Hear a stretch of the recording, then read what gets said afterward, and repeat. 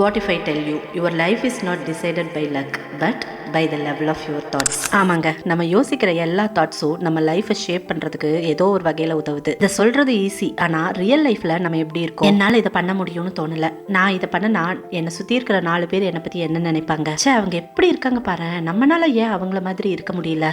இந்த மாதிரியான தாட்ஸ் எல்லாம் நம்மளுக்குள்ள ரொம்ப சைலண்டாக இருக்கும். இப்படி சைலன்ஸாக இருக்கிற தாட்ஸ் தான் நம்ம கான்ஃபிடென்ஸை பில்ட் பண்ணாமல் பிரேக் பண்ண வைக்கும். சிம்பிளாக சொன்னால் நம்ம யோசிக்கிற மாதிரி தான் நம்ம லைஃபும் ஷேப் ஆகுது. எக்ஸாம்பிளுக்கு நம்ம தூங்கி எந்திரிச்ச உடனே another tired day அப்படின்னு ஸ்டார்ட் பண்ணோம்னா அந்த நாள் முழுக்க டயர்டா தான் ஃபீல் பண்ணுவோம். ஆனா இன்னைக்கு கொஞ்சம் பெட்டரா பண்ணலாம் அப்படின்னு ஸ்டார்ட் பண்ணோம்னா நம்மளோட எனர்ஜி இட் செல்ஃப் ரொம்ப டிஃப்ரெண்டா இருக்கும். அதத்தான் தமிழ்ல உயர் உள்ளல் அப்படின்னு சொல்றோம். நினைக்கலாம், சரி நீங்க சொல்ற மாதிரி என்னுடைய எண்ணங்கள் எல்லாம் உயர்வா தான் இருக்கு, ஆனா எதுவுமே சரியா நடக்கலையே அப்படின்னு. Listen carefully. உள்ளுவதெல்லாம் உயர்வுள்ளல், மற்றது தள்ளினும் தள்ளாமை நீர்த்து. நம்மளுடைய எண்ணங்கள் எல்லாம் உயர்வை பற்றின எண்ணங்களாவே இருக்கும். ஒருவேளை அது நிறைவேறாம போனாலும் நம்ம அப்படி உயர்வா என்றதை மட்டும் கைவிடக்கூடாது அப்படிங்கிறது தான் இந்த குறள் சொல்லுது. நம்மளை பத்தி நம்மளே லோவா யோசிச்சுக்கிறது ஈஸி, ஹையா யோசிக்க எஃபர்ட்ஸ் வேணும். But remember, small thinking gives you small life, bold thinking gives you bold life. So from today உங்களுக்கு ஒரு டவுட் வந்தா